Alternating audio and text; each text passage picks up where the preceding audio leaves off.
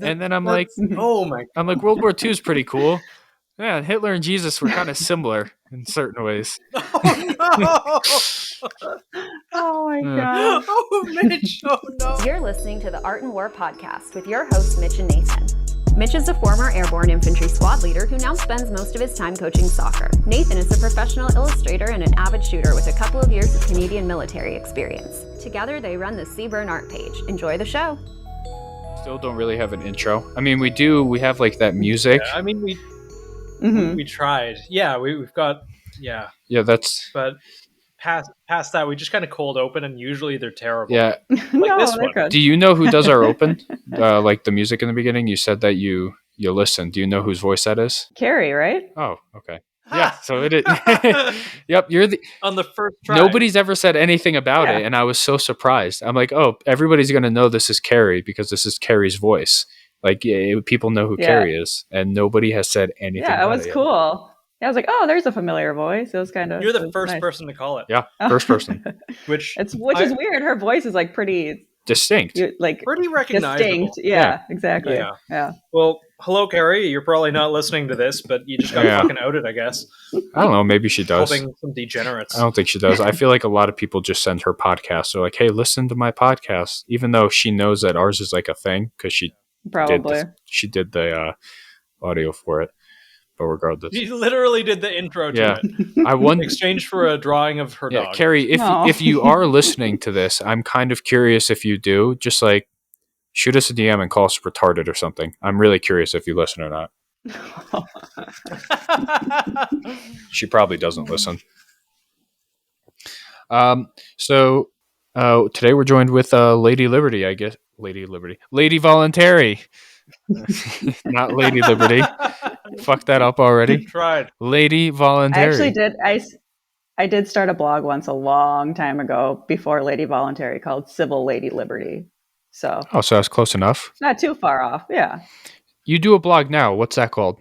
Right now it's a parenting blog called Modern Times Parenting. Modern Time Parenting. And what do you really focus on there? Like obviously parenting, but Yeah. So I kind of for a while have been wanting to write more about like applying libertarian or anarchist principles to parenting, because there's a lot of people who like, think the non-aggression principle is like a good principle to live by, but then they kind of forget to apply it to like parenting their kids and stuff. So it's kind of just a reminder to libertarians and also to people who aren't as familiar with libertarian principles to maybe think about raising their kids in a slightly less authoritarian way, so we can hopefully get generations of less authoritarian people and less submissive people. so I'm actually about to be a dad in about a week, or whenever my wife Ooh. I know, whenever my wife goes into labor. I'm very excited. We're having a little girl. Oh, that's so exciting. Give me some pointers. I know this is supposed to be like a podcast, but I kind of want to. I'm being selfish. Give me some pointers for being like a new dad. That I mean, you honestly, there's a lot of it that's just out of your control, mhm. and people will give you advice, and some of it will stick, and some of it just makes no sense. Like I think I might have told you this before actually, but I remember like people used to always tell me sleep when the baby sleeps, and like the newborn stage, they sleep a lot, but it's like in short intervals. Mhm. So it's like if you take a nap with a baby who's sleeping for 20 minutes, for me, when I wake up from a 20-minute nap, like I'm crankier than I would have been before if I wouldn't have taken a nap. So I'm like, yeah, that did not work for me. So I just had to get used to like not sleeping basically.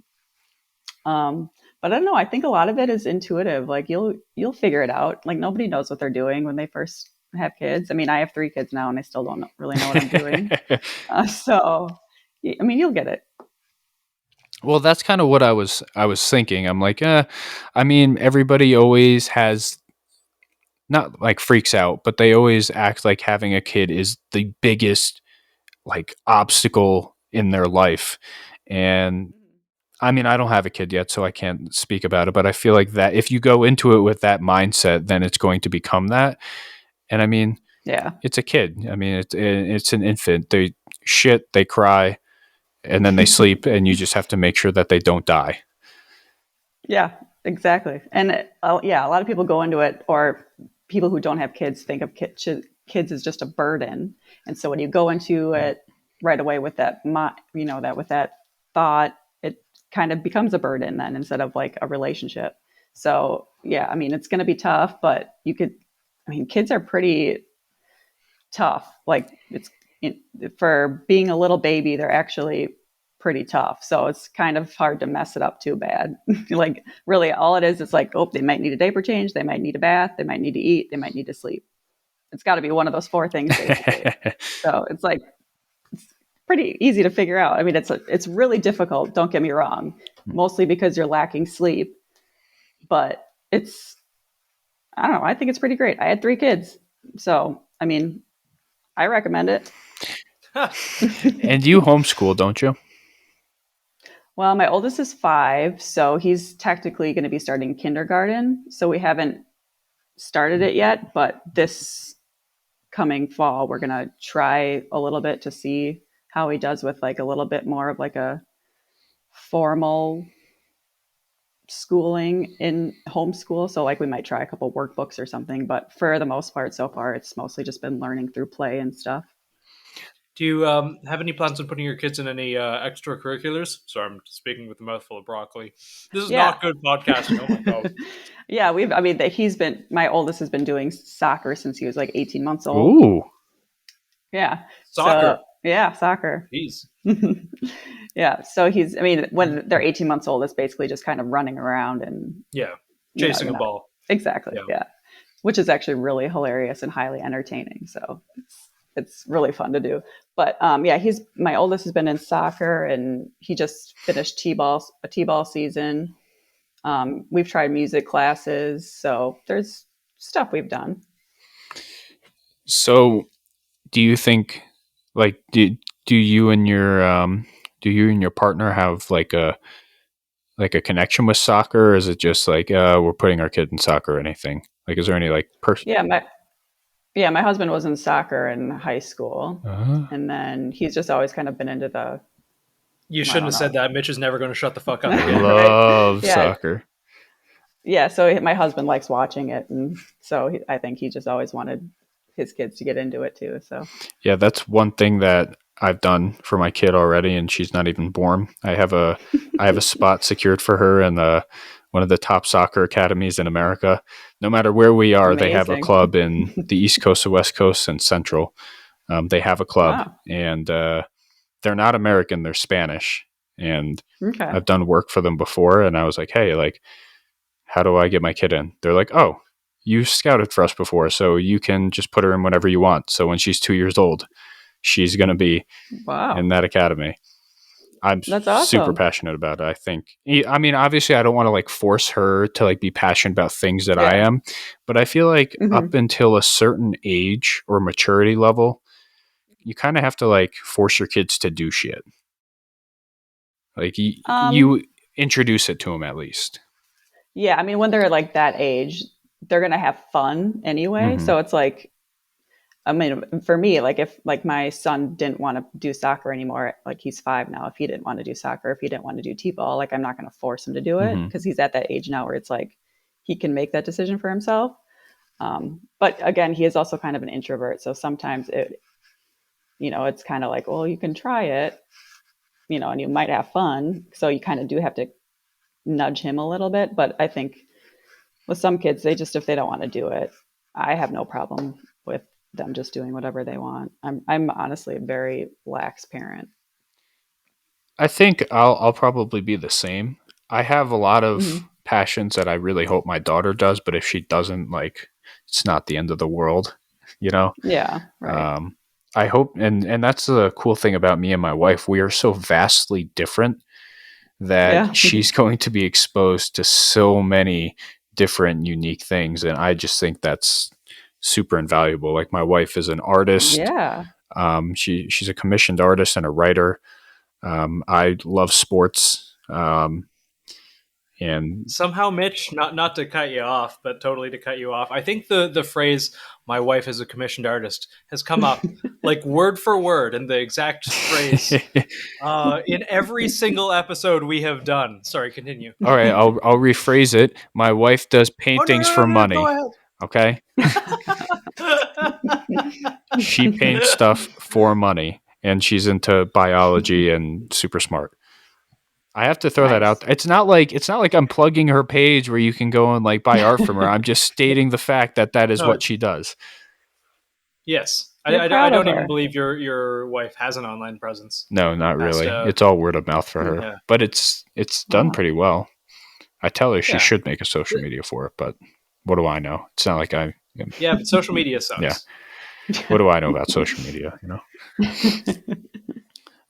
So are you and your husband kind of like similar, or are you like different, like me and my wife are? We're pretty different. Like he's super extroverted and like big into socializing. He loves sports and competition, and I'm like the least competitive person on the planet. Like in gym class and sports, I didn't care, and like I still don't care. Like if I'm playing a board game, I don't really care if I win. Like and my husband on the other hand is like he likes to win. Yeah, so we're I mean we have similar like philosophies and stuff, but otherwise we're kind of different. Yeah. I like your husband so far. Yeah, you guys would get along. I love that. So are you going to homeschool your kids like all the way through? I mean, that's the plan for now. I figured at least while they're young enough where I feel like they can't really make that decision yet, then I'll homeschool them. If they get older, like teenage years, and like really for some reason want to try a traditional school, then I'm not going to like force them to stay home. Right. I mean, I probably wouldn't put them in a public school, but if they want to do like a traditional private school or something, I mean, I'd be fine with that. Yeah. I mean, I see value in both. I went to public school. My wife went to private school, and we've talked about homeschooling. I think public school taught me not to trust people and and just how to like navigate through really awkward and shitty situations with teachers and kids, just because it's a public school. She went to a very small private school where I think she graduated with like 20 people, and she learned just how to learn, which is super valuable. But I think homeschooling, like you can take away all the bullshit that public school has and private school has to teach you, and kind of just be like, hey, like this is how it actually kind of is, as opposed to this is a watered down version of something, or we're not going to talk about this, or we're going to talk about this, but only specific aspects of it and not the stuff that makes us look terrible. Yeah. Well, and kids, like every person learns in such a different way that it's like the traditional public school and even a lot of private schools, like it's just such a one size fits all approach to learning. And most people actually don't excel in that kind of environment. There are some kids who do, like obviously you get your valedictorians and whatever, and they excel really well in that setting, but most kids don't. So for me, it's like, I'm going to just keep them home, figure out like what their learning style is. Cause if they're just like hands-on and they just learn best, playing or gardening or whatever, then that's great. If it turns out my son is like really good with a workbook sitting at a desk learning, then awesome, So it's just, for me, it's like, I just kind of want to figure out their learning styles before, forcing them into a school, like a traditional school. Were you homeschooled, or what was your upbringing like? No, well, I went to a private Catholic school up until 4th grade, and then 4th grade up, I went to a public school, and then I did college after that too, like a state university. But no, I was public school most of it. What did you study in college? I have a degree in English rhetoric and writing with a minor in philosophy. Did you ever use that degree? No, it was worthless. Yeah. I mean, it was great because I met my husband, but I like all the work I've done after that. It was like customer service and like fashion, and now I'm a stay-at-home mom, so I don't use it now, other than I guess writing my blog and Lady Voluntary post, but that's about it. A lot of anarchists I know come from philosophy backgrounds, like a strange amount, and I think there's a reason for that. Yeah. Which is funny because in my philosophy classes, they were all like really kind of woke and like like same Fucking same. Yeah, and so for me, I was like really frustrated with those classes. But I guess if you are taking a lot of philosophy classes, you kind of learn different, um, I don't know, beliefs and whatnot. So you kind of force yourself to critically think about, different beliefs and institutions and what they actually stand for. So you kind of have to force yourself to think things more deeper. What's up, gang? It's BR, producer of the show. I'll only interrupt for a brief second as this conversation is killer and putting me at ease about homeschooling my own kid down the line. I have a quick spiel for you about our new Patreon here at Art and War and how you can support the show while getting insider perks. With 5 different tiers of patronage, you can get access from all the content Instagram doesn't like, the lad's downloadable archive of guides and art, behind the scenes and spicy memes, and at our highest tier, receive a custom piece of digital art from Nathan every month. Help us rescue Nathan from behind the maple curtain and bring him to the land of the kinda free. Put brass in our mags, bourbon on my table, and continue to improve the show and IG page content. You can find a link for that in the description of the show or in the bio of the Seaburn Art page on Instagram. Thanks for listening, and now let's get back to the show. I tried going to college during COVID. That was my first experience with college. It was so fucking miserable. Yeah. I saw your grades. Yeah. As a mid, I'm like 25. As a 25-year-old who has kind of seen the world a little bit, who has worked outside of, the military already. And I went to college and I was just amazed by how little there is that is actually taught. It's all just opinions. Like everything is an opinion. And I asked one of my college professors, I was like, why in English class am I having to give an opinion on animal rights? Like, I don't know enough about animals to understand like if they have rights or not. And I am not a person that should be qualified to say that yes or no definitively. He's like, well, college is all about learning how to present your opinion. I'm like, I know how to present my opinion. I can present my opinion in a mean way or on paper. Like I can present an opinion. Like, am I going to learn anything else? He's like, well, not in these classes. I'm like, well, what the fuck is the point? It was so frustrating. Yeah. I did take a philosophy class, and when I did pay attention, it was mostly just like you guys said. It was like woke. Like it was just so. It was cringy. It was almost cringy, like hearing people talk about, because it always went back to politics, and it was just so cringy, just the worshiping of politicians that went into philosophy somehow. Like I was just sitting there just cringing and hating my life. Yeah, for me, it was like either they were really woke and like cringy, like you were saying, or they were like a super old professor and just like really dry and boring. So I was like, it's like, if I could have had like a really good philosophy professor, like that would have been so fun. But they were all either just really lame and woke or old and boring.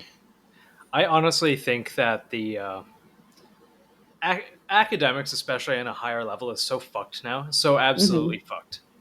University is something that I've been doing this most of my adult life. I'll do a few years, finish something out, then get bored, come back a few years later, do something else, get frustrated, leave. My grades have been okay, and I have like 4 degrees that are a few classes away from just kind of finishing out. And apparently I hate money and I hate time, but I just never. And it's usually for similar reasons. It's the whole kind of woke culture and everything else that's permeated academics is disgusting and it's exhausting. And the whole, strangely enough, I took a gender studies class way back in the day, and I got along with the teacher great. She was a woke person, but she was a full, establishment hating, burn it all down anarchist. And we didn't agree on a lot of things. I think one of the, like, I kind of decided to stir the pot in one time and put in a very irrelevant essay on why machine guns should be legal. Ugh. And somehow she loved that, and we got along great. And somehow that was one of my few A pluses I eked out that year. And yeah, but I feel like that's very much the That's exception, awesome. not the rule. Yeah, that seems pretty rare. That's pretty cool. Yeah. Nathan, did you go to a public school growing up in Canada or private school, or what does homeschooling look Both. like in Canada, actually? I'm kind of curious. That I actually have no idea. I grew up in a city for the most part, and like I went to school in a bunch of places. I went to school in England, went to school in like Abu Dhabi in the United Arab Emirates, went to school all over the place. I think over, the 12 years of school, I went to 9 or 10. Just moved around a lot. And some were private, some were public, some were, holes in the ground. They were all very different. But I can tell you this with certainty: I have never met a homeschooled kid. Not up Really? here. Oh, At the wow. very least, if I have, they did not present that information to me, which it's not exactly something that comes up in conversation. Yeah. I've been out of school for about half my life now, and I don't know. I've just never met anyone. It's not the sort of information I think you just kind of voluntarily tell someone. I might be wrong, Right. but Because some of the most well-adjusted people I know, at least online, which it's online, have been homeschooled. In person, never had an experience.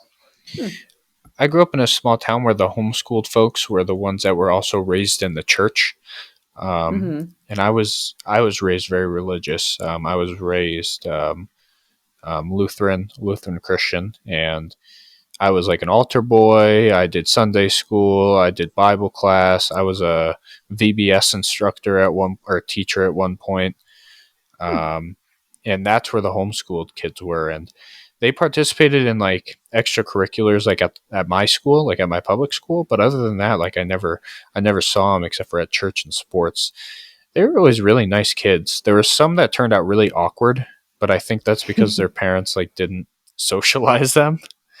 Yeah. Yeah, for sure. I think that's kind of similar to my experience with homeschooled kids too. They were always like from like a religious background. There weren't a lot, like I didn't know a lot of them, but Yeah.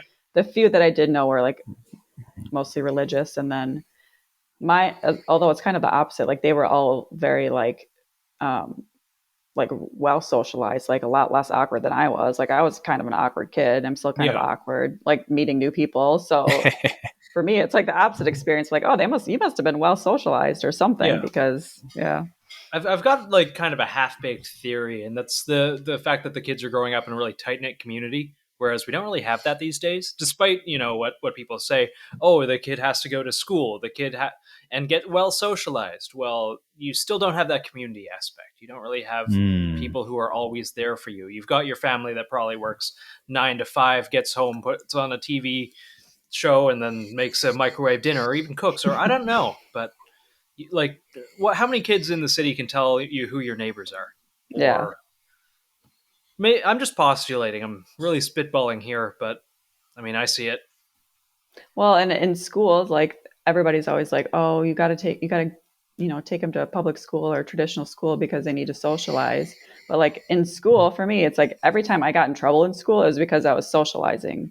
Yeah. So it's not necessarily that they want you to socialize there. Yeah. You do because you're around other kids, but it's not like they try to foster a good social environment. Yeah. It's like they want you to just like obey and listen.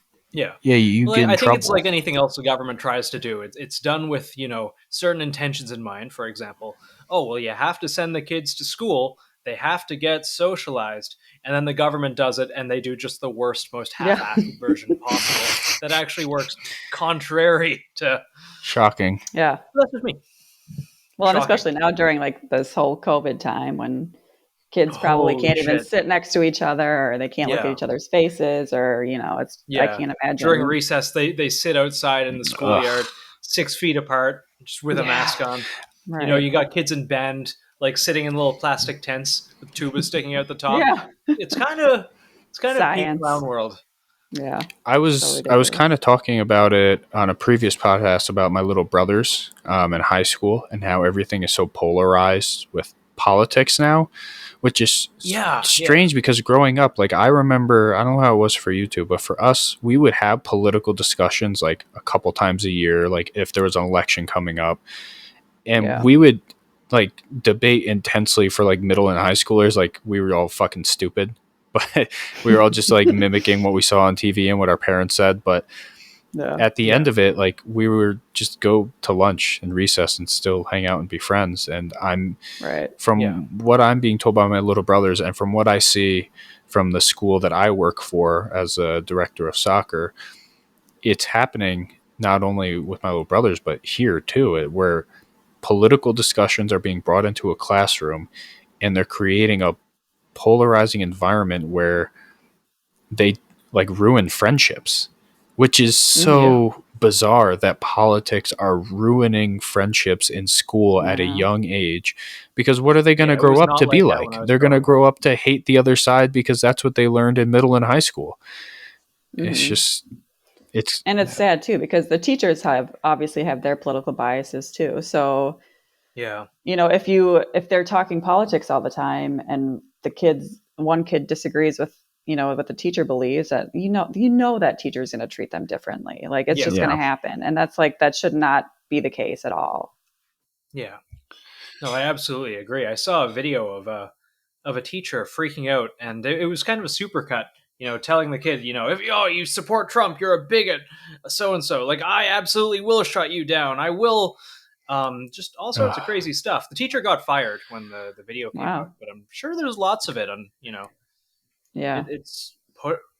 School should be apolitical. I think people should be able to express their opinions, and I think they should be taught to express those opinions in debate and learn about politics in a healthy way. But yeah, I'm homeschooling my kids. They're going to get all kinds of recreation and social time and everything else, and sports and art and music and literally everything else. But if someone is taking my child's time for 8 hours of the day, it's not going to be the state. Yeah, I hear you. And I think it's going to be good for homeschoolers, in the near future, because I was reading something about like Wisconsin's history with homeschooling. And it used to be not too long ago, like maybe 15 years ago, where like there was no like protection for homeschooling. Like parents would have to like homeschool their kids with like their blinds shut and their curtains closed. What? And like and like cops would come to their house. Why? And like they'd have to like hide their kids, because there was like, they wanted the kids to be in school, like in a school. If you weren't at a school, you were like considered truant. So there's just because there was no protection for homeschooling, there was like nothing in the law for homeschooling. So they just assumed all the kids had to be in school. That's insane. Yeah. So and now I think it must have been like 10 or 15 years ago, I don't remember, they passed like some legislation to like protect homeschoolers, and like as long as you do so many hours and let the state know that you're homeschooling, then you can homeschool.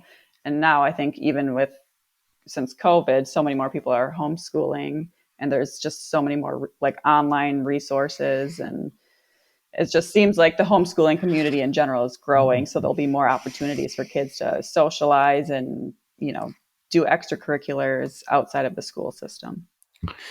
Well, and COVID was something that I feel kind of encouraged that almost, because kids were at home and parents were home too. Record numbers.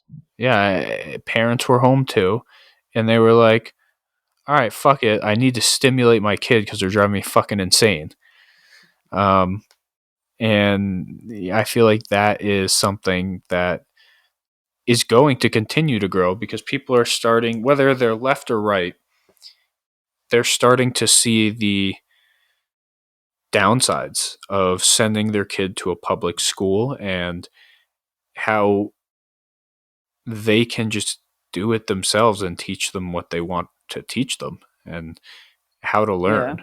I guess it could be harmful too, because if you have like one extreme like right-wing parent who's like, nah, fuck the liberals, like I'm only going to teach them conservative values, gays are fucking terrible, like all this like my dad was hardcore right-wing person. I'll never forget it. In middle school, I told him that a friend of mine, Trevor, I'm like, oh dad, like Trevor's gay.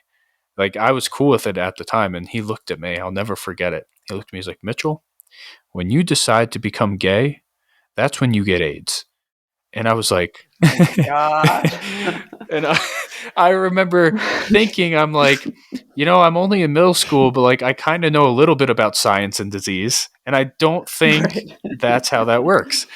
But there are people like that, and that's how my father is, and I can only imagine if my father homeschooled me, like how I would be now, because I already for a little bit of my adult life for a short while, I was already like a hardcore Republican because of him. So I imagine like that homeschooling can result in similar things, but it can also be a beautiful Yeah. thing, kind of like I think what you're doing, where I feel it's more, hey, like we're gonna teach you stuff, but at the end of the day, like you're your own person. Yeah, for sure. And I think what you were saying about like with COVID, a lot of parents were like seeing like their kids doing virtual school, like with their public school teachers, and then like realizing that a lot of it is such a waste of time. Mm-hmm. Like, there's no reason a kid needs to be sitting in school for 6 to 8 hours, like locked in a building, because half that time isn't even learning. Like most homeschoolers, if they like actually have subjects like the same way as school does, they do it in like a few hours a day at most, and then they have the rest of the day to do whatever they want to do. Like, you don't have to spend 8 hours a day doing it. And I think that's a big reason why people are afraid of homeschooling, is they think they can't do it because they think that they have to mimic traditional schooling at home, Yeah. where you have to sit 8 o'clock to 3 p.m. doing schoolwork. And that's just not possible for a lot of people, but that's just so not the case. Like, you do not have to do that. Yeah. And studies have shown time and time and time and time and time again that's not the most efficient way to teach kids. You can do twice as much in half as much time if you do it right. And a lot of places get it right. A lot of places get it wrong. We get it wrong. But there's peer review, and I hate referencing fucking studies, and I hate how political it all is. But it has been proven that the system that we have of schooling is really, really, really inefficient. And you can, especially if you're willing to take the time with a child, teach them a lot more in less time and teach them better. Yeah. And I think people tend to learn more when they're learning about something that interests them. Like, Yeah. I'm sorry, I don't enjoy science. Like, science and math, I hated those. And so for me, it's like, why did I need to learn all this stuff about geometry if I'm never going to use it? Like, they think, oh, well, it's good to learn it because you might need it someday. But it's like, then I'll learn it then if I need to. But it's like, for now, I would rather be, reading literature or, getting really good at some other kind of skill that I should be focusing on, and just becoming really good at that one skill instead of being like really subpar at all these other skills. That's a discussion that I have with so many adults, that the excuse that I always hear, I don't want, maybe not an excuse, the reason I always hear from them, where I'm like, why should I have to learn shit that I know in my soul I'm never ever going to use? Mm-hmm. And the excuse is, well, you never know when you might need to use it, and it's good to have like a broad knowledge on things. And I'm like, yeah, I understand. Like that is a good sentiment, and that's a sentiment I push with guns and training. Like I get it. But if I know, like I'm the same way, math and science never interested in me at all. I always loved reading. I loved writing. Um, I loved English. I loved history.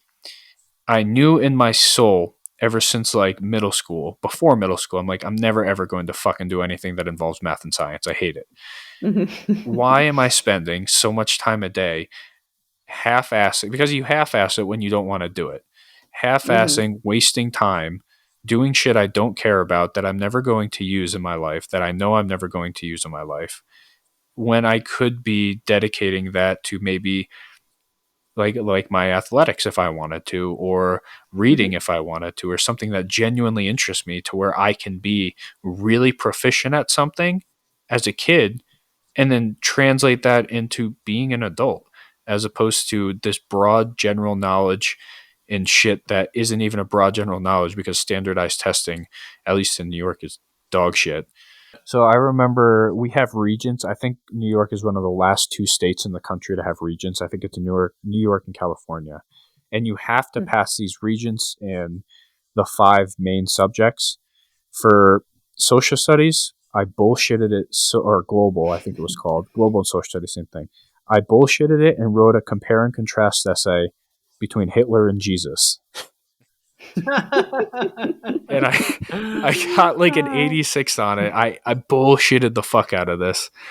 And I got like an 80, like something, like mid 80s, and I passed. And I just remember thinking, I'm like, I wrote the most dog shit garbage essay and somehow got like a good grade. Oh. Well, now I'm curious. What are some ways that Hitler and Jesus are similar? Okay, Yeah. so Hitler and Jesus, Can't just fucking tease us, Mitch. both worshipped by the people around them. They both believed that they were doing good things. They both died and were martyred. Maybe Hitler not so much long term. Holy fuck. You were such an edgy kid. Not Mitch. not What the long term. fuck? Yeah, that was my compare. Well, I grew up extremely religious, and I was still religious at this time Yeah. in my life. So I knew all about Yeah. Jesus. I read the Bible cover to cover a Yeah. couple times, and then I'm like, Oh my I'm like, World War II is pretty cool. Yeah, Hitler and Jesus were kind of similar in certain ways. no. Oh my god! Oh, Mitch! Oh no!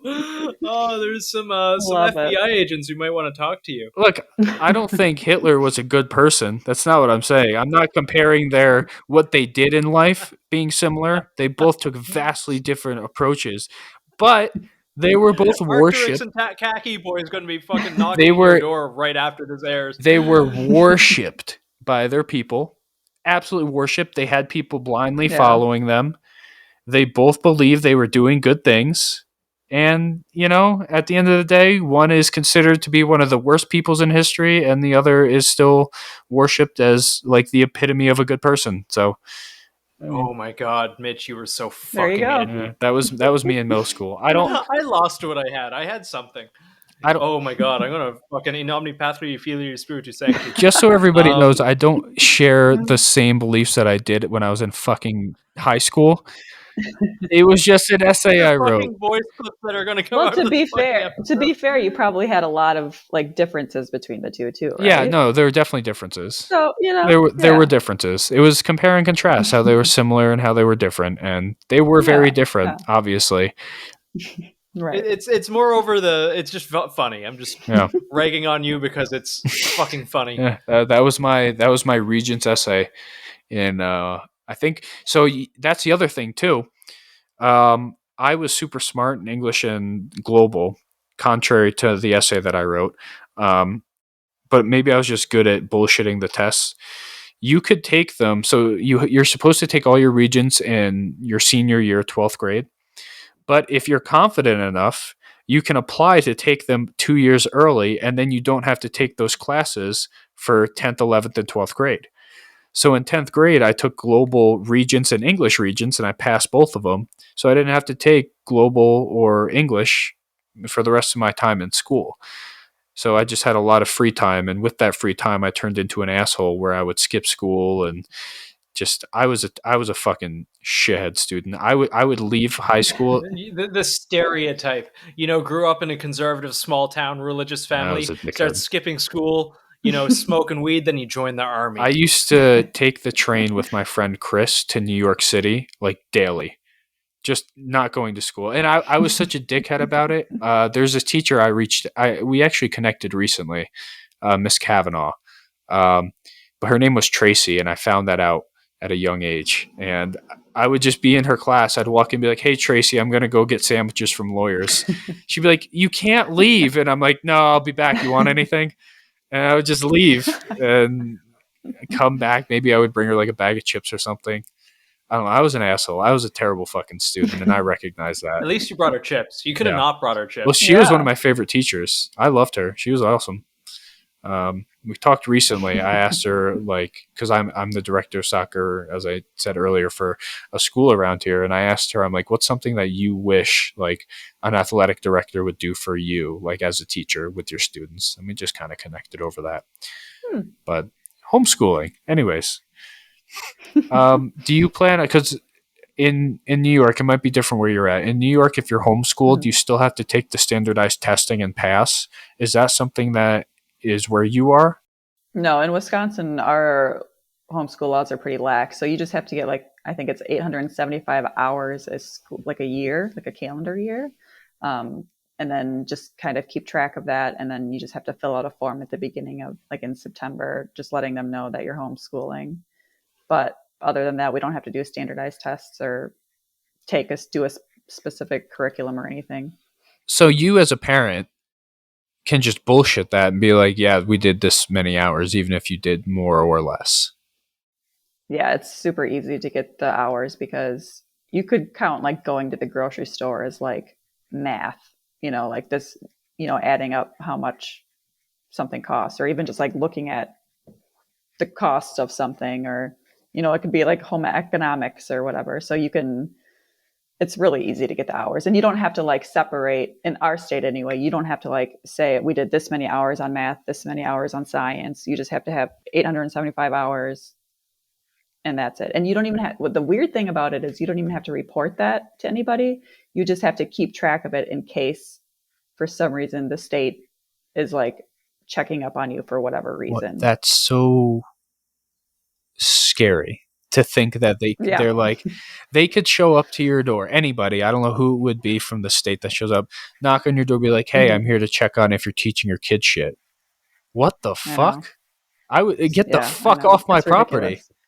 Exactly. I know. My thoughts exactly. So, but I mean, I think it's like, if like for some reason your family's involved with like CPS, or you've had like reports of abuse, or some weird neighbor like thinks you're indoctrinating your kids or something. I don't know. Homeschooling is something that I know me and my wife could do. Mm-hmm. I just don't know if we're going to do it. I think there's so much good with it. And I recognize there's so much good with it. Maybe it's just me being lazy. I don't know. Well, there's this other thing called unschooling, where, I mean, I guess I don't know, in New York, it might be kind of more difficult to do it there, but I've actually read that you should be able to unschool in all 50 states. It just, you might have to find loopholes. But basically, you don't do any kind of formal school at all. You just live your life. They shadow you. Like if you have your own business or something, your kids just like come to work with you, or they just, work on whatever they're interested at the time. And then just completely like, you don't do any school. It's just living life. And then they just learn that way. And a lot of people have a lot of success with it. For me, I'm still kind of in like the same traditional school mindset because I went to a traditional school. So it's like really difficult for me to like wrap my head around that. But at the same time, like my oldest is 5. I have a 5-year-old, a 3-year-old, and a 1-year-old. And we've done no schooling up until now. My kid knows the alphabet, like he can read a few things. He's got like an insane vocabulary, my oldest. And like, he knows stuff like about sports that I don't know about. Like a couple of years ago, he could tell you like the entire like Brewers team. Oh yeah. And I'm just like, oh my God, how did you learn that? Like, I don't know that. So it's like, they learn stuff. You don't have to like necessarily sit them down with a textbook or a curriculum, and they can still like flourish. So, I mean, if you think you don't have the skills to be a teacher, you don't have to be in order to homeschool. It's weird. I know it's weird to think about because we've grown up for generations now going to like this traditional school, and you think that's the only way to learn. So it's really, really difficult to get out of that mindset of, well, you don't actually have to do that. I guess my biggest concern after hearing that would be teaching my kids like the basics, like things you don't know, like basic math, like the shit I don't know. I'm confident. That's a cool thing about me and my wife, and why I think homeschooling could be so beneficial. We're so vastly different in everything that we do that it would be so much exposure. But my biggest concern would be like, I can't, like, how do I teach my kid basic math, like multiplication, division? Because I'm fucking retarded. I don't even remember half of it. I'm sure my wife could, and that's something where I'm like, okay, my wife can do that because she's like the smartest person I've ever met in my life. Well, also, like, Mitch, don't put yourself in a box. I feel like, especially as an adult, it's a lot easier to learn these concepts. Like, I've always been terrible at math and just basically everything to do with numbers. And I was talking to a teacher the other day about that. And she talked about, you know how there's that stereotype, you're good at English, so you're bad at math. You're good at math, so you're bad at English. You're good at history and English, but you're terrible at chemistry and biology. Like, that's not really a thing, and fostering it hurts kids more than it actually helps them. I kind of put myself in that I'm good at English, but I'm terrible at math box as a kid, and I just kind of believed that most of my life. And I was terrible at it. I got, 60s and 70s in math. I found it very boring. I found it like I was just not good at it, no matter what I really did. And a lot of the reason was, I look at myself and I say, I'm just not good at math. That's just not me. However, I am good at English and I'm good at history and, things like that. So as a grown ass adult, I revisited math because I fucking have to. I'm taking accounting of all like boring, Ew. Middle class fucking like, hey, I'm bored. I hate money studies. And I found as a grown ass adult that did not put myself in that kind of box, I'm actually okay at it. The big difference is one, I'm an adult and I actually like give a shit about learning. Now I'm spending money on it. But two, I'm not putting myself in that box of, oh, well, I'm bad at math. And suddenly, like, I'm getting, A's and A pluses and B pluses and things like that in things that I was previously terrible at. And the only difference was my age and my mindset.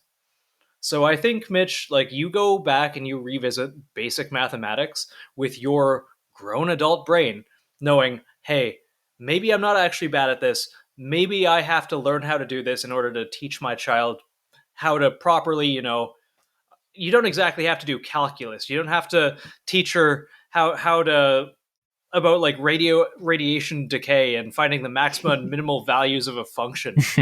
You can just go back and like, hey, how do I do long division and how do I do multiplication, things like that, and it will probably come to you a lot easier than it did when you were a bored teenager. That's a great point too, because like you said, like you had to kind of force yourself to relearn math because you were taking this accounting class, and it's like, Yeah. okay, so if you're unschooling, you don't have to sit down with your kid to teach them basic math. They'll get to a point in their life where they're like, shit, I need to learn how to add. Like I got a bill to pay or whatever. Something comes up where that you have to figure out how to do it, and that you'd have no choice. You have to figure out how to do it, and then that's when you learn it. So it's something's always going to come up in life where it's like, okay, well, now I have to learn this, otherwise I'm not going to be able to move forward. So yeah. Well, I think as an adult, I definitely recognize there's been a ton of situations where something like in high school or middle school where I fucking hated that I've had to overcome and learn. And I find when I have to do it, I'm decent at it and I can at least get by in that situation. I do have a question. When you say unschooling, are you talking about starting from homeschooling, or are you talking about somebody that's been to school and now you're unschooling them from having been there? I think the term comes from the idea of like your mindset to like get out of the school mindset as like parents. Because I'm pretty sure, but basically it just means not schooling. Okay. So you just kind of live life and learn, through living. And what does your family think about you homeschooling? Like, do they ever have anything to say about it? They're fine with it. They'll crack the occasional joke here and there, like, oh, your kid's going to be weird or, whatever. But for the most part, they seem fine with it. Is there anybody... It's not something we talk about that much, but... Is there anybody in your family or friends or just in general that kind of criticize you for homeschooling your kids? No, I think it's kind of more in my mind than anything. Like, I kind of get nervous when I'm talking to somebody and because school just kind of gets brought up, like, oh, your kid's starting school. And you just kind of, that's just such a normal part of people's lives that sometimes I get nervous, like telling somebody, oh, we're actually homeschooling. And like, I think they're going to think it's weird or something, but so far everybody's just been, oh, that's really interesting. Like, why are you doing that? Or, oh, that's really cool that you're doing it. I could never do it. Like that, those kind of comments. So far everybody's been pretty supportive, especially now, like after COVID. I feel like it's a lot less taboo.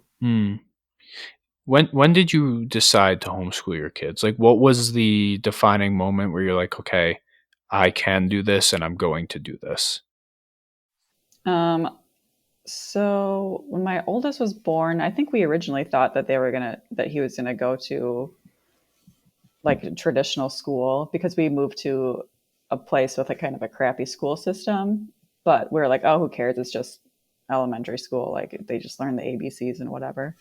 But then I think it was probably when me and my husband started getting more into like anti-status, like anarchist philosophy and principles, and kind of recognizing the public school for what it was. And then also like just thinking more about different ways people learn. Mm-hmm. It was kind of I don't know. I saw a YouTube video. I don't remember what it was, but it kind of broke down the history of like the traditional school system and how like just antithetical to like human nature and like learning it is. And I'm just like, I don't know. I'm lucky enough to be a stay-at-home mom anyway. So for me, it's not a huge change to be home with my kids to homeschool them. So it was kind of an easy decision for us. And because we were living in kind of like a crappy school district, it was like, oh, okay, let's just homeschool then. And we've moved since then. So now we're technically in a better school district, but we still just are going to stick with homeschooling for now. Okay, lads. Sorry to dip early, but I gotta get out of here. I've got Nathan stuff to do. All right. And I'll say. It was really nice talking to you and getting to meet you. Anyways, thank you for listening. Our sponsor this week is Advanced Warfighting Solutions. We're not ending this fucking podcast, Solutions. Nathan. I know. I do it in the middle. That's the hook. Okay. Go ahead. Sorry. Well, you fucked it up now. I can't do it. Advanced Warfighting Solutions. Their belts are great. Their SMU belt is fantastic. And Applied Gear, also great belts. Is it worth it? Every day, yes, you're worth it. Yes. Yes. You're worth it. L'Oreal. Okay. Cheers, guys. Bye, Nathan. Bye. So, did you and your husband come to the kind of anti-state anarchist philosophy together, or was one person kind of already into it and then the other kind of got into it, or how did that all work? He was always like pretty libertarian. At least when I met him, he kind of leaned libertarian, but kind of just like your vanilla, socially liberal, fiscally conservative libertarian. And I was always pretty liberal. Like my family was like pretty typical Democrats, and then talking to him and hanging out with him more, like I kind of started understanding libertarianism a little bit more. Like I never really knew what it was before that. And then like during the presidential campaign of Hillary versus Trump, I was just, like, I never liked Hillary Clinton anyway, and I couldn't bring myself to like Donald Trump. So that's when I started really getting into libertarianism, like the Libertarian Party and stuff. And then from there, just like learning more about the philosophy, reading like different libertarian theorists and economists, and actually learning economics. Like I never really knew much about economics before, like in high school, I never learned economics or anything like that. So getting more into that and just getting more into the theory of it, it just started to click. And it was pretty quickly after just like discovering libertarianism for me that I just like went straight to like the anarchist point of view, and it just like all kind of made sense to me. Well, everybody always talks about like the journey to like being an anarchist. You start out as like left or right, then you're like, oh, this is fucking stupid, but I could never be on the right. Oh, libertarians, that's kind of like pretty, like centrist, or like, it has good things on both sides. And then you start, you become like a minarchist and then an anarchist, and then you stay there because you're just like, this is all fucking bullshit. Yeah, exactly. Yeah. So yeah, that's like, what's that saying? It's like the difference between a libertarian and an anarchist is 6 months, because like once you learn the philosophy and you take like the logical conclusion to the end, it's like there's no room for any state at all. So it's just, It always comes down to morality for me whenever I'm having a discussion with somebody about it. And it's very rare that I can find somebody on the left or the right that will actually like entertain the discussion without turning it into like an argument. And I always, whenever they turn it into an argument, that's kind of when I stop. When they start like insulting and like name calling, I'm like, okay, I'm just not gonna continue this. Like I want to have like a discussion with somebody about it. It always comes down to morality, and they'll always admit it too. It's kind of funny. They're like, well, yeah, it's probably the more moral way to go about things, but we can't do it like that. Sometimes you have to do it like this. I'm like, well, well, if we don't have morality, then what do we have? If we don't live by morals, for me, the argument for me always comes down to like the individual versus the collective. Like all the arguments always end up coming to the other person believing that you got to do what's best for everybody, like the kind of utilitarian. And then for me, it's like, okay, but individuals are the only ones with rights. Like so it's like it's like the same reason for me. It's like with prisons, if you're like, oh, what's the saying? I'd rather have a guilty man go free than an innocent one, locked up. It's the same for like the collective for me. Like I'd rather, like, this is probably might sound bad, I don't know, but I'd rather have the collective not be perfect than to like squash the the liberty of an individual. Like, because the only thing, if you believe in rights, the basic right is that of the individual, body autonomy. So everything else stems from there. And when it comes to the collective, I find individuals will go out of their way if they want to help the collective. And you have that choice, just because I heard it discussed by, I think it was Pat Watson from Uncensored Tactile. I think he said it. If Pat, I know you're listening to this, if I'm misquoting you or you never said this, I'm sorry. But I think it was Pat when he said, somebody told him that he had no compassion for people.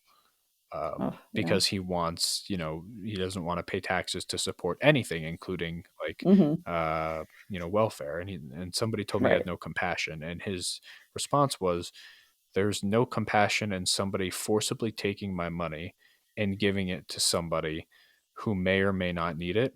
There is compassion in me voluntarily deciding, hey, this person needs help, I'm going to help them. And that's something that has stuck with me for ever since I heard it. I always try and bring that up to folks, where it's like the Robin Hood mentality. It's still stealing. I understand they're rich. I understand you don't like them. And maybe they did shady things to obtain that money. Sure. But you going and taking it and giving it to people is still stealing. If I went into your house right now, Bree, took your money, took your food, and then went and gave it to homeless people, sure, I did a good thing, but I stole from you. Right, exactly. Yeah. And I think that comes down to people just don't understand what the state is. They just think it's a human rights organization that just is there to help people, but it's actually the opposite. And they don't understand that the only way the state can exist is by stealing and using coercion and violence. Well, that looming threat of violence is what makes the state what it is. If you want to voluntarily participate in something, by all means. If you want to voluntarily continue what is currently going on in America, do it. I don't care. The problem is when there's a looming threat of violence for me to have to participate. That's a problem that I have. Yeah, exactly. It's so strange when you tell people that you can have whatever political system you want, so long as I don't have to participate if I don't want to. That's like mind blowing to them. They're like, well, nobody would participate. And I'm like, well, if it's important, people will do it. Yeah. I mean, it's in people's best, like people always say, well, oh, you're just being selfish, but it's like, it is in everybody's self-interest for the most part to want to help each other. Like life is so much easier when people get together to cooperate. Everybody has different skills and different wants and needs and desires. So when they come together, they do like peacefully cooperate and they can get shit done. Like you don't need to force it onto somebody. If you need to force it, then you got to rethink if it's even something that they want. Well, and a little subtle self-brag about myself and during COVID, I was very well off during COVID. I was still getting paid. Hmm. I actually started making more money during COVID because I was able to work more and do more things. I was very well Hmm. off. Me and my wife were very, very well off, but we knew our neighbors. They weren't. They were out of job. They weren't being paid. They still had rent. Hmm. So one thing that we would do we didn't have like a schedule with it. It was just kind of like whenever we could, we would just make food and just kindly offer, be like, oh, hey, we made this pot of like Oh. stew. Like, do you Hmm. want some stew? Like, you can have it. Um, Yeah. and just kind of doing little things like that. People, it's not just me that'll do that. I'm not some self-righteous person that I'm the only one that's doing shit like that. Like, people Right. all Hmm. over will do that. Yeah, absolutely. I mean, even the amount of like nonprofits that there are, there's like, if you think of any cause that you're interested in, you will find like dozens of charities out there that are already like voluntarily getting people to help. So it's like, I don't understand why it's so hard for people to believe that people will voluntarily help each other. People raised close to $13,000 to help me pay for my dog. I paid the other Oh, that seven is or eight amazing. thousand, but people Hmm. did that for me, and I am so Yeah. grateful for it. But people Hmm. will help. Yeah, absolutely. And if they don't, that's their choice. Like, I have no negative feelings towards anybody who Hmm. looked at me raising money for a dog and was like, nah, fuck that guy. Like, I Hmm. have no negative feelings towards anybody that may or may not have done that. But Right. the fact that people help that much, it's really heartwarming and special to me because now I have my dog. She's sitting right next to me and she's fucking Yes. perfect. But Oh, people will help if they want to, and things will get yeah. done, and you'll have significantly more money if you're not paying 16.25% in capital gains tax for Exactly. Yeah. shit that you're doing in life. It's just, Right. it's a strange thing that Yeah. I kind of understand because I think we were all there at one point, so I do Hmm. Oh understand. yeah. It's just Yeah, and I think most people have, obviously they have good intentions. Like absolutely. the people who worry about like everybody who's on food stamps and other types of welfare, like I totally get that. Like I grew up on welfare, and I was on food stamps after college, and like I understand that need to, thinking that if you just take away the state, then all of a sudden these people will, won't get help. But at the same time, I think people think that way. To bring this back to schooling, with generations of people going to school in these obviously state sponsored schools, like they are like from the state is creating them and creating the curriculums and using stolen money and like everything. And you have to say the Pledge of Allegiance every morning. Like people think the state is a force of good because that's what we've been taught forever. And that's honestly, one of the main reasons why we're not going to send our kids to a public school, because I don't want my kids to grow up thinking that stealing from people is okay as long as you're giving it to somebody else to help them or whatever. So I think, with generations of people thinking the state is one thing, it kind of leads to this insane, like everybody feels like they're entitled to somebody else's stuff. Well, and that's just it. It's, well, if you don't pay taxes, then how is this going to happen? Well, maybe it won't. Mm-hmm. I mean, maybe it won't. But the way that I've always seen it, if it's important, people will want to pay for it voluntarily. And you're going to Mm-hmm. have people that don't pay for anything that maybe still use, shit. Maybe people still use the Yeah. fucking roads like everybody always talks about. The roads are The not going to roads. Yeah. disappear.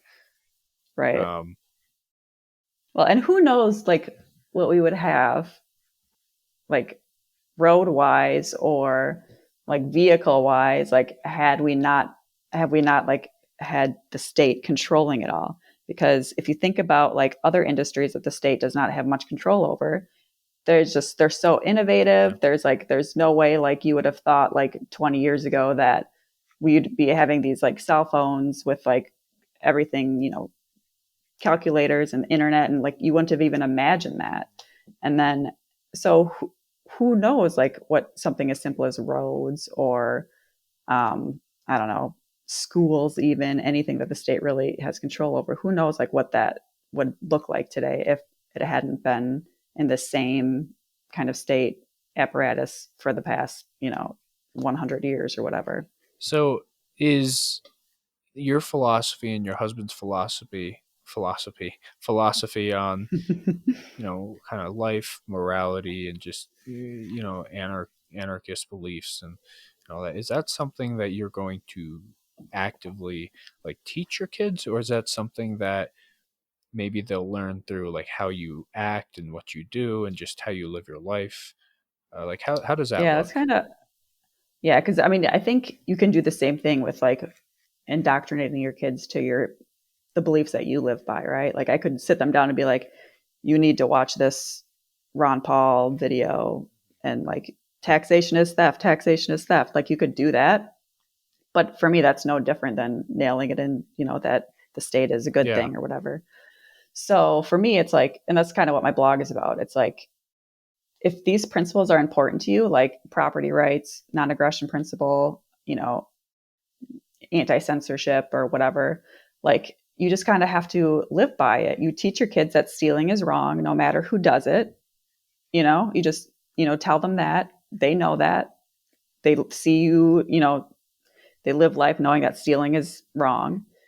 So without having that whole school of this is what government is, like as taught in public school, without having that in their mind, when you finally explain to them like what the government is and what they do, it should just naturally click with them that, oh, they're stealing from somebody. That's not right. You know what I mean? So like you don't have to be like this, yeah, taxation is theft. You just explain what taxation is, you just explain what theft is, and that should click with them just naturally. Well, it is super simple too. Like it's not like Right. taxation and theft themselves are like not synonymous with each other. Mm-hmm. I, I like how you're going about that, because I think even though we have these beliefs in our minds, we are like, this is the right way. This is the moral way to Mm-hmm. go about life. I think it goes against those beliefs that we have if we force them onto our kids. I think it Yep. directly contradicts what we believe. Mm-hmm. And I love hearing that it's kind of just you explain it, and if they come to a certain conclusion, then they do. If they don't, then they don't. Yeah. But I mean, I'm pretty Yeah. confident, like you seem to be pretty confident that, I mean, it's pretty simple when you break it down. Like, oh, the Mm-hmm. government does this. You know that this is wrong already. So Yeah. you're going to make the connection that it's wrong. Right. And I think with any form of indoctrination, whether it's in homeschool or traditional school, it always comes from the fact that whoever's teaching you is telling you as if it is the truth, no matter what it is. And so, like, for example, during COVID, when everything first started shutting down, like my son would be like, oh, why can't we go to the Lego store? And a lot of people would tell their kids, oh, we can't go to the Lego store because everybody's sick, and so we can't go because we don't want to get sick. Or for me, it's like, well, no, we can't go to the Lego store because the government is making the people who own the store shut down. And then, he'll ask why. And then you say, well, because there's this virus going around and the government is doing this because, they say they're doing this because they don't want to get people sick. And so you just kind of explain it that way or you say like, they think this, or instead of saying this is what it is, instead of saying it as if this is what is right and what is true. And you seem so confident, and I'm glad, because I share that confidence without a kid yet. But you seem so confident that if you just are honest and explain it simply for what it is, that they will understand, and they'll be like, Mm-hmm. okay, well, why are they doing this? This is dumb, or this Yeah. is wrong. And I love that confidence, because it's making me more confident in myself. And I don't even have my kid yet. I will in a week or two. Good. But Yeah. Well, when you talk to kids too, like once they start talking, it's like they're so matter of fact about everything that it's just like, oh, okay. Like they're just so like, and like another example is like my son gets into a lot of like existential questions, and he'll ask like, what happens when you die? Or like, what happens to your body when you die? And like, I I don't know. Like, I don't know. Right. So I'll say, oh, I'm not sure. Nobody really knows, but some people believe you go to this place called heaven. Some people believe you just kind of, your body just lays in the ground. Some people think you sleep. Some people think you come back as something else in a different life. And so you just kind of, instead of saying this is what is true, Yeah. because that's how indoctrination happens, you just explain these are the possibilities. We don't really know. Make up your own mind. Like, Yeah. And that's another thing that me and my wife are very adamant about. Neither of us are religious right now. Mhm. She grew up very Catholic. I grew up very Christian. Um, I've definitely strayed away from that, but I don't judge people that are religious. Much like I don't expect them to judge me. Mhm. Sometimes that happens, sometimes it doesn't. But we have almost every religious text, like major religious text that exists, like on a Yeah. bookshelf, because at one point in both of our lives, we were both very interested in religion. We were interested in all the different types of religion. And we both read cover to cover, like everything, everything that was Mhm. available. We have it on a bookshelf. And our logic is, well, Nice. like if our kid ever asks us about God, we can explain that there are many different people that believe in many Mhm. different types of gods and what God is, and Yeah. they have access to that literature that they can read and judge for themselves. And Yep. that's something that's super important to both of us, growing up very religious and being told Mhm. this is the way, no matter what. Yeah, that's same with me. Like, I grew up Catholic, and like going to Sunday school and stuff, like the priest was just so like firm about you have to give this much money of your income to the church, and Mm, if you do this, you're going to go to hell if you don't do this. And it's just like, and if you ever questioned it, like it was like how dare you question yeah. this? And for me, that just never sat right. I'm like, oh, that's like, that's, if you're like, if God is good and these rules are for a reason, then there should be a good reason for it. Hmm. You should be able to explain it.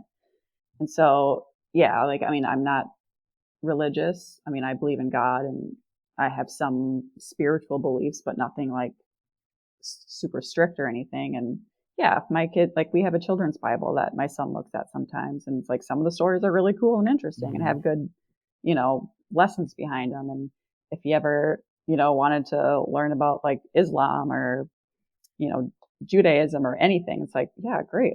I'd love to learn about it with Yeah. you. Like that would, so yeah. Yeah. I think it's funny. 2 or 3 years, I've been married for over 5 years now, but 2 or 3 years ago, my pastor, from when I was a young kid, like an altar boy. I think I stopped being an altar boy and stopped going to church after my senior year of high school. So I was probably like 16 or 17 years old. Mm. Um, but anyways, he called me like two or 3 years ago after I was already married. He was like, "Hey, I heard you got married. Why didn't you come to the church for approval?"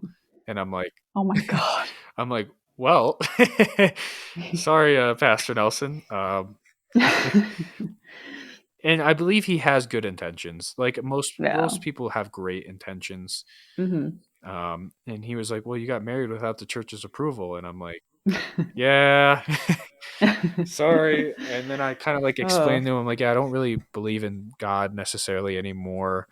And he was like, "Oh, well, what do you believe?" And I'm like, "I don't have any. Like, I don't have any thoughts about it. Hmm. Like, I don't know what happens. Hmm. I've accepted I don't know what happens. It's fine."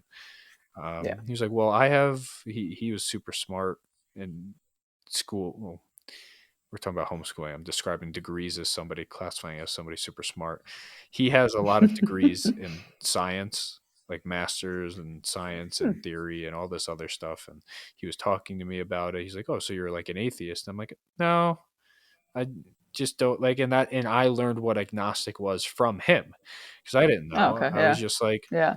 I don't know. Like, I don't necessarily care. Like, I'll find out when I die, and if I didn't Yeah. pray to Right. the right God and I go to hell because of it, I mean, you know, Yeah. there's so many to choose Whatever. from.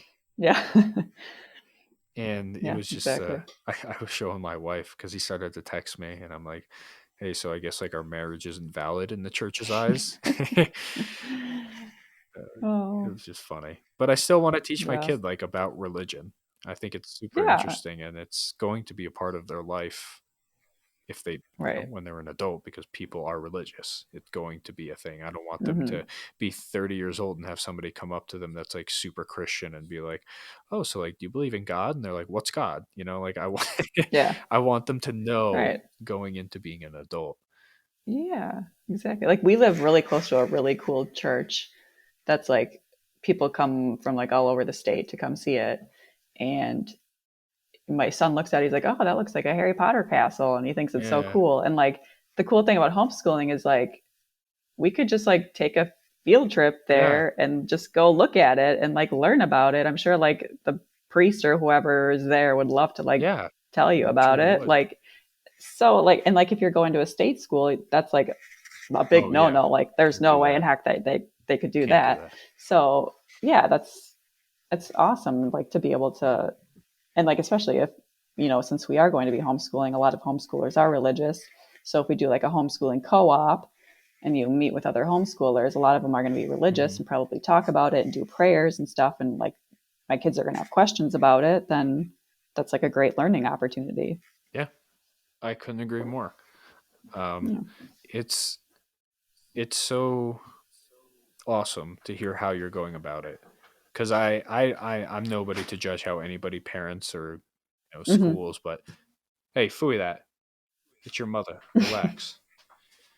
I don't know if you heard my dog. You're okay, wife. Um, what was I saying? It's so. Oh, I'm super glad to hear that's how you're going about it, because that is.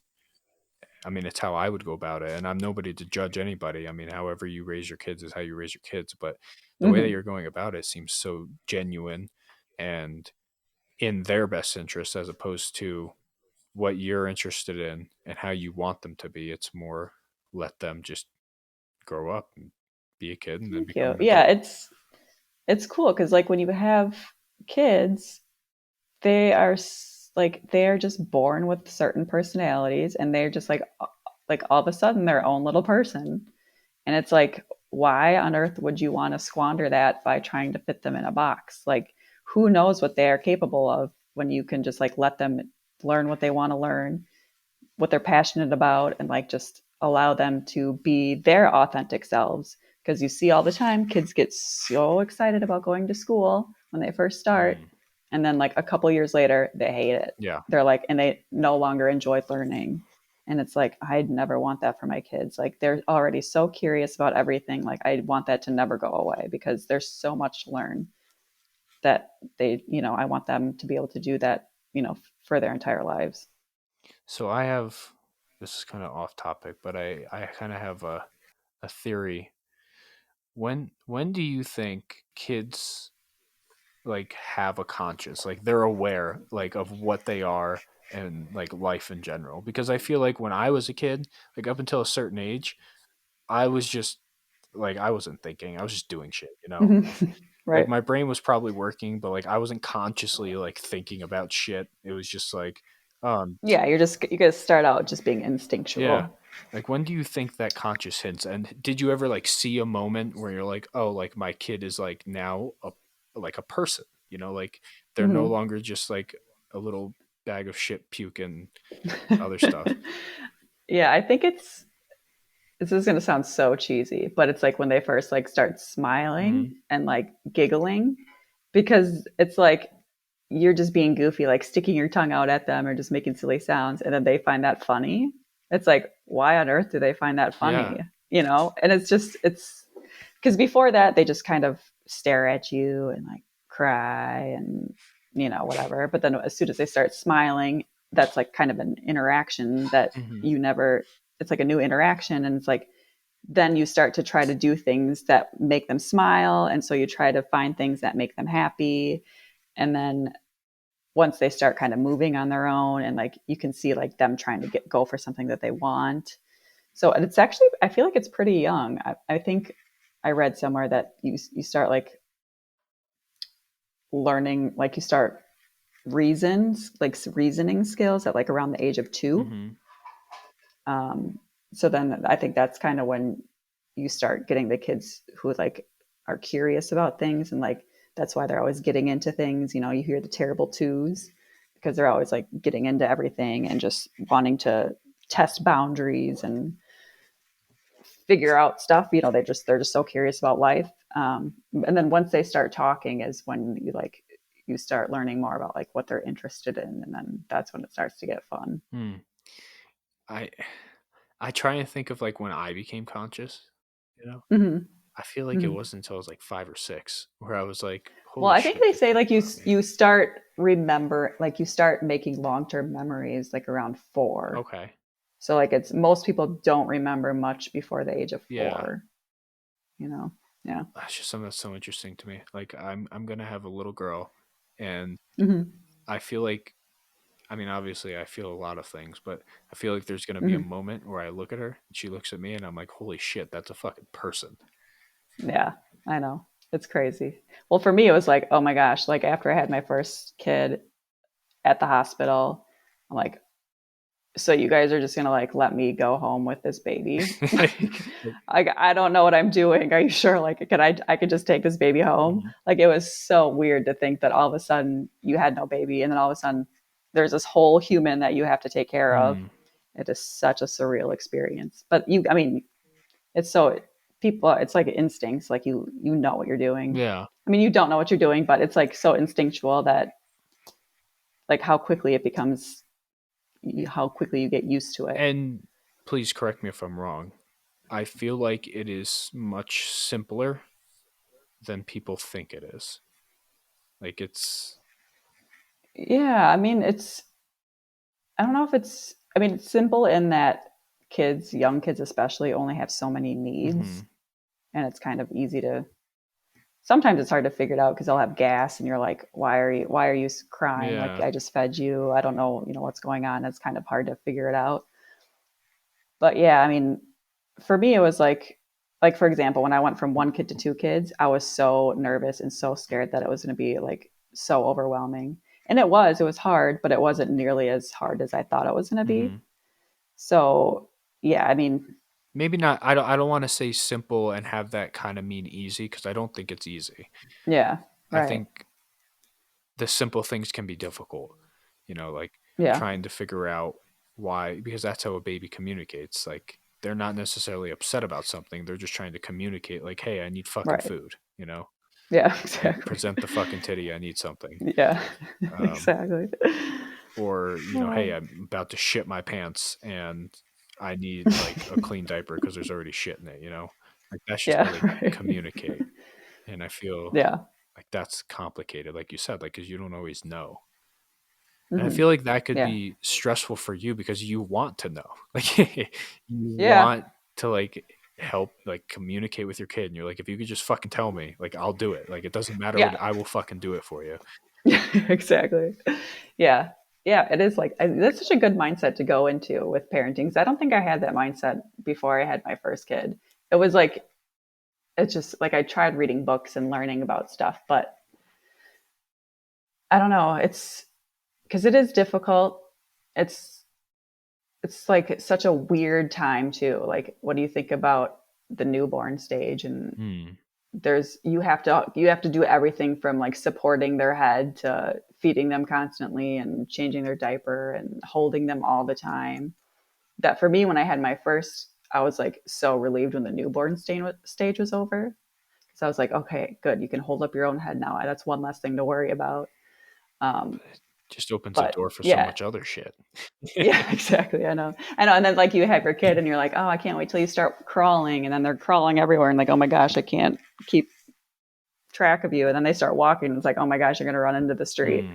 So yeah, I mean, with every stage, there's blessings and more difficulties, Man, I feel but it's such a fun journey. it sounds so stressful when they can walk, because you're like, don't walk in the fucking road. Yeah. But you Yeah. can't watch them 24/7. Like they're going to have moments growing up where they're on their own, even if it's only for a couple seconds. But in those couple Hmm. seconds, like that's when some shit's gonna happen.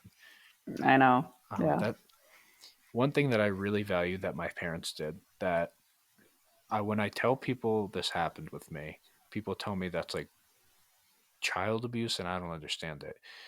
When I was like 3 or 4 years old, my stepfather gave me an unloaded 22 rifle and was like, "This is yours." And I didn't understand gun safety at that point, but in that moment, Yeah. like he handed it to me, I would do something wrong and he would show me, he's like, "Nope, you don't do that. Finger on the trigger, never. This is the safety." It was unloaded. Like I never had Yeah. bullets, like I never had anything. I just had the Sure. rifle. And he showed me how to properly handle it. And then after like a week of like it just being in my room and being like normal around me and me understanding like, hey, Mm-hmm. you don't put your finger on the trigger. Like as a 3 or 4 year old, he brought me Mm-hmm. out, loaded it up, and taught me how to shoot it. And then he didn't give me ammo after that. Like I didn't just get to keep ammo until I was like Right. a teenager. And that was like another big thing for me. But Mm-hmm. at that young age, because guns are in the house, they were always going to be in the house. And sometimes Yeah. like I don't lock my guns up. What's the point if I ever need to use them? I need to go do a fucking safe to Right. get them. Like, no.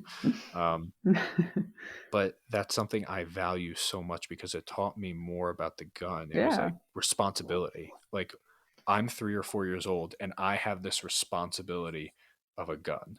No bullets. So Yeah. like it's just essentially some metal and wood, but Yeah. understanding safety and how to do that, it taught me so much more about responsibility and so much Yeah. more That's about great. guns. And people Yes.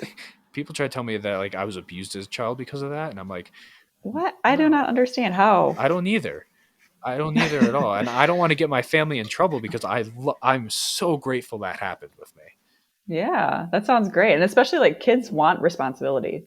Like and they kind of need it. Like you got it like for this is going to sound like way dumb compared to your responsibility, but like my son, I'm like, okay, you have a phone, like he has my old phone that he can play games on Mm-hmm. if he wants.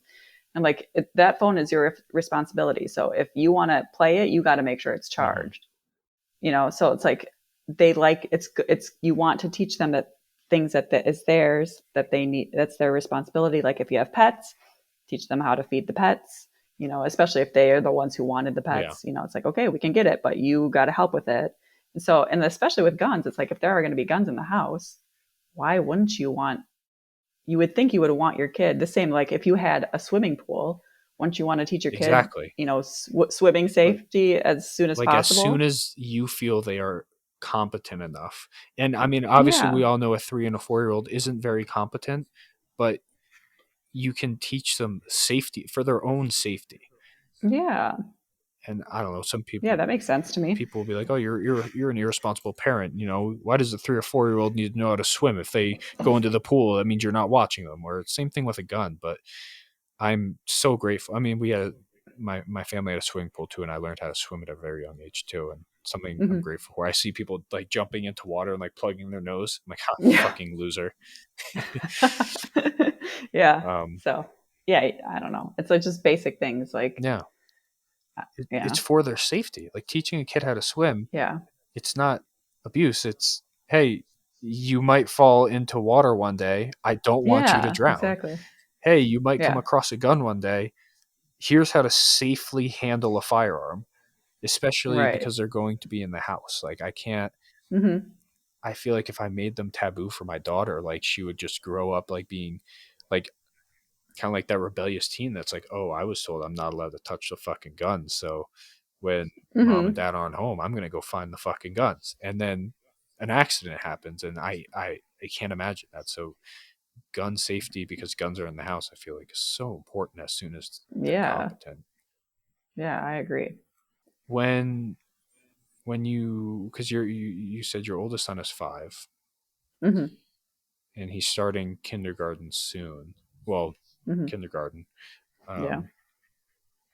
How are you going to like introduce school, like your version of school to him? Or is it going to be school, or is it going to be like an informal, like, hey, we're just going to like learn shit? It was just going to be, we're just going to learn shit and like not really say much about school, but he's lately been like, because like in TV shows and movies, like school is such a big Yeah. part of like all these kids' lives that he's like, oh, I want to go to school and, I want to meet my friends. And I'm just like, okay.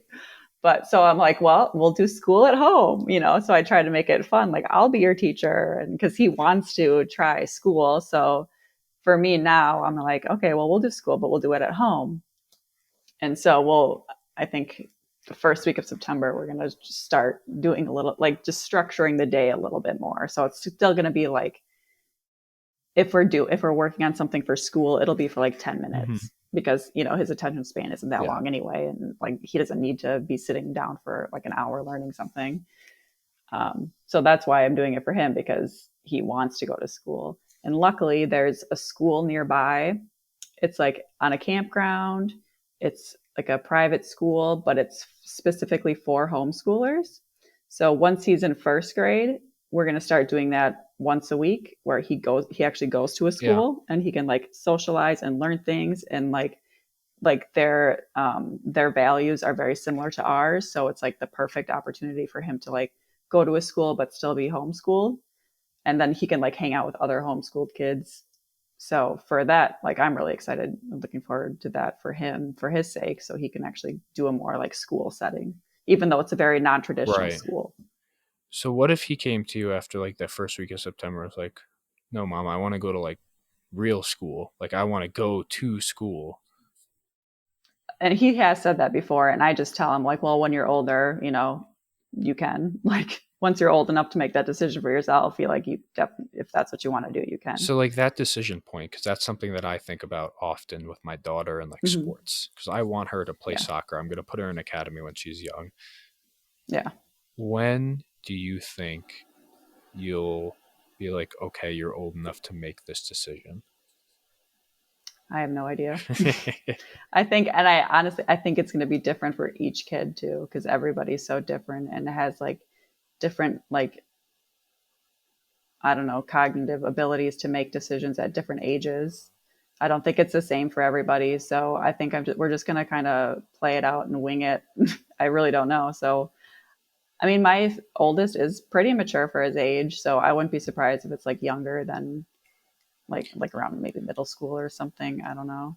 And do you think that you'll be able to be unbiased when you hear like something like that and be like, okay, you're actually old enough now? Or do you think there will be like a couple years where you're still like, but like maybe they are completely competent, but you'll have this bias against it and be like, no, that's something I worry about. Yeah, I like to think that I would be like open to just letting him do it, because like I said before, I am a very lax parent. Like, we really don't have any rules in the house other than like, don't hurt each other, don't take things from each other, so kind of thing. How society should be. Yeah, exactly. So because and that's the thing too, is like, whatever you decide to do for school, it's not permanent. Like, you can always change your mind. Like for homeschooling, if it just doesn't work out, we all hate it, we're sick of seeing each other all the time, like, fine, we'll send you to school. If he's homeschooled through elementary school, wants to try traditional school, and then he's doing it for a while and he doesn't like it, we'll take him out. Like, it's not something that it's like people put so much weight on the decision like it's permanent, right? And it's like, no, you can change your mind. Well, we're kind of approaching like an hour and a half, but I do have one more question for you, and kind of sure. What's something that you like, if you had something to say to people that are like against homeschooling or on the fence even, what's something that you can say to almost like convince them or open their minds to it? Because I'm sure a lot of people listening have very strong beliefs about school and homeschooling too. You're somebody that's doing it and wants to continue to do it. What's your argument for it? I think for me, what I would, because it's kind of hard because so many people have so many different reasons for why they don't homeschool or why they're against it. But I think the main one is, I think I mentioned this earlier, if you think about from the time your child is born to the time they start school and how much they learned just by observing and playing and hanging out with family, like, they learn so much on their own without sitting down in a traditional school. So if you just try to extend that a little bit further, we don't know, like, who knows what the potential is for them to learn. Because you would think, oh, you just have to start them first grade, they start school, well, then you don't know what they could have been doing outside of that. So that's probably for like, that's probably what I would say to most people for like on a broad spectrum, but there's so many people who have different reasons for homeschooling, for not homeschooling. I think the most common one I hear is, well, we work, so we can't do it, or we can't afford it. So I don't know. There's many reasons, but I think you just gotta, people, you learn things without sitting in front of a textbook or in front of a lecture. That's life. I agree. I do have my not skepticism, my own reservations for not to do it, Mm-hmm. but I do think it is something that I am heavily considering, and something that I have brought up with my wife before. Mm-hmm. My latest thing with my wife, because I go through little phases, my latest thing with my wife is that I want to be a stay-at-home dad. Yeah. I would love to be a stay-at-home dad, Oh, yeah. but we'll see if we're in a position where we can make that happen. Most Mm-hmm. important thing that we're doing right now, we're becoming debt free, and the only debts that we have is our vehicles, and No. we have pretty reasonable vehicles, like for where we are. We try and live below our means while putting Mm-hmm. money towards I already have a crypto account for my daughter, and she's not even born yet. Nice. I think in 18 years I can present that to her and be like, hey, I put like a couple $100 in this every so often, and I don't know what it's worth now, but I'm sure it's worth something. Yeah, absolutely. So doing little things like that, and eventually when I get out of the fucking military, um, I want to buy a farm somewhere, and she can do, because she has a good degree, she's smart, she wants to do stuff in biology. She can go do Oh, that, nice. make money like that. I can make money doing social media stuff, but essentially Yeah. I'm a stay-at-home dad, just doing farming stuff, hanging out with my That sounds kids, and I awesome. would love. I don't know if she would trust me to homeschool them by myself, but you know, Well, you can always hire tutors yeah, if you we need can to. bring other people in. But I Yeah. would love it, because I fucking hate going out in public anyway. But Yeah. hanging out on a See, that's, farm, I'm the same yeah, way. Yep. hanging out, and you got a garden going, and that's great. I love seeing the garden you Yeah. post. You posted a story, Yeah. and it resonated me. Like I said, I don't even have a kid yet, but you made a story post the other day. It was your kid like out in the garden, and you're like, I feel like a bird is gonna swoop down Yes. and snatch him, and I'm like, oh, holy fuck. Yes. I feel like if Yeah. my kid gets like 20 feet away from me, I'm like, some random fucking shit's gonna happen to like my kid right now, you know? I know. And we have like hawks all over. Like I see them flying all over and like hear them squeaking around. And I'm just like, oh my God, they're going to go snatch my baby. So before we go, are you getting into guns a little bit more? I remember we kind of talked about it a while ago as something that you're kind of getting into. I want to. So like this whole thing with like the garden and stuff is just like, I just want to be more self-sufficient in Mm-hmm. general. And obviously that's going to include security Mm-hmm. then, especially because one, I'm not going to call the cops like for anything really. And if I ever did, we're so far out that it would take forever for the Well, yeah, cops to get here when you're gonna anyway. call them for to write a report about what already happened. Exactly. So yeah, I mean, I definitely want to learn more and like try out different firearms and see what I like, especially for like concealed carrying, like when I'm out with the kids by Mm-hmm. myself. Like if we go into Milwaukee, there's carjackings all the Yeah, time and whatever. So it's like, yeah, I want to be able to protect my kids, obviously. So that's, I think for me, a concealed carry is something that I really need to start learning because we have like a rifle for the house, like security, but I definitely want to learn more. is your husband into guns?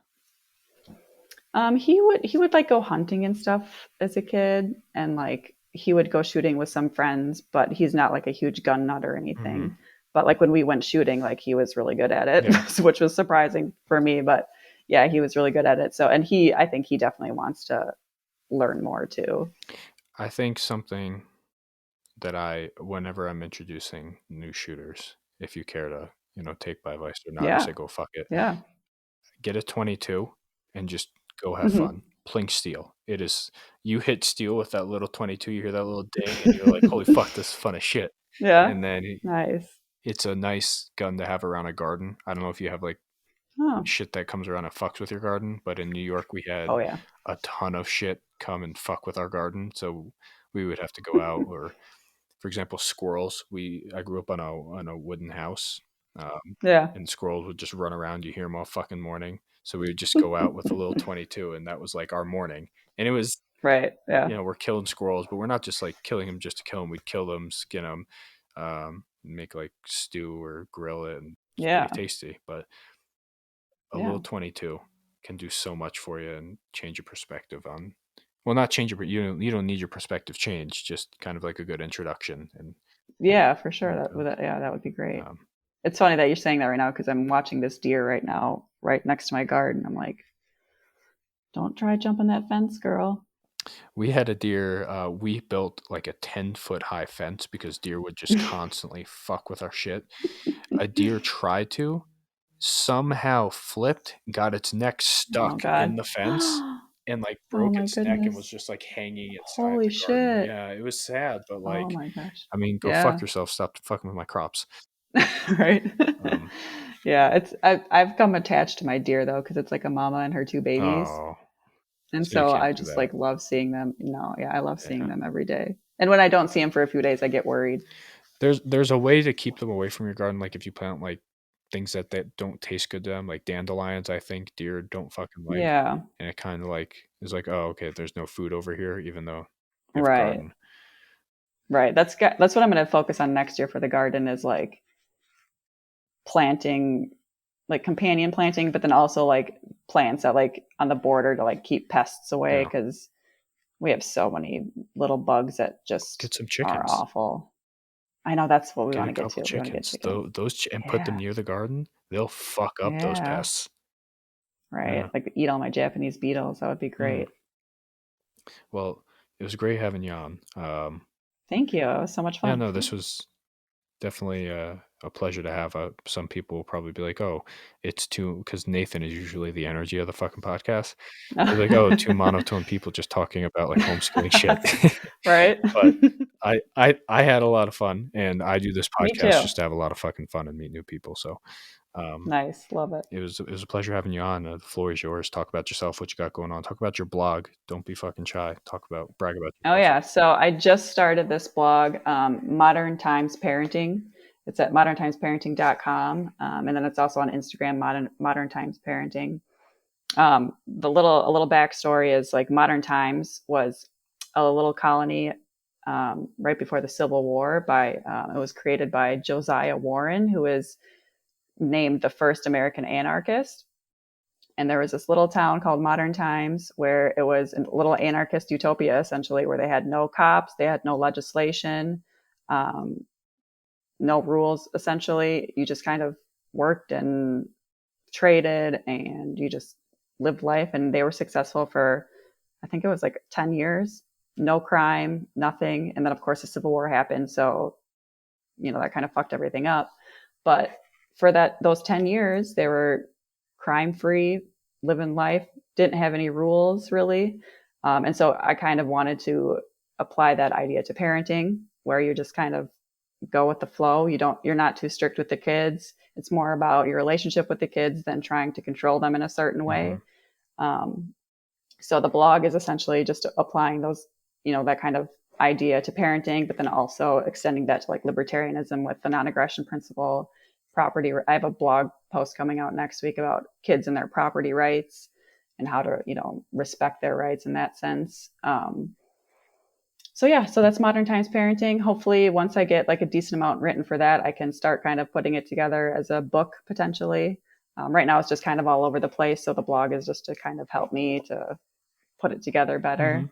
And then, I'm on Lady Voluntary on my Instagram, just posting my thoughts about most things, ranting, venting, posting about gardening and anti-state propaganda. So yeah, I love your shirt.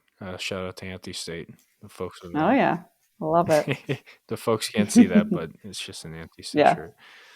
Yeah. Well, hey, it was a pleasure. It was really a pleasure having you on. This was very enjoyable you. conversation. And I'm not too sure when this will go up. We are recording a backlog because when my kid's born, I feel like I'm not going to have too much time to be able to do Yeah. it. So I think we're like 4 or 5 episodes ahead. Nice. So I'm not sure when this will come out, but when it does, Nathan's going to illustrate you, put you in, we'll do something funny.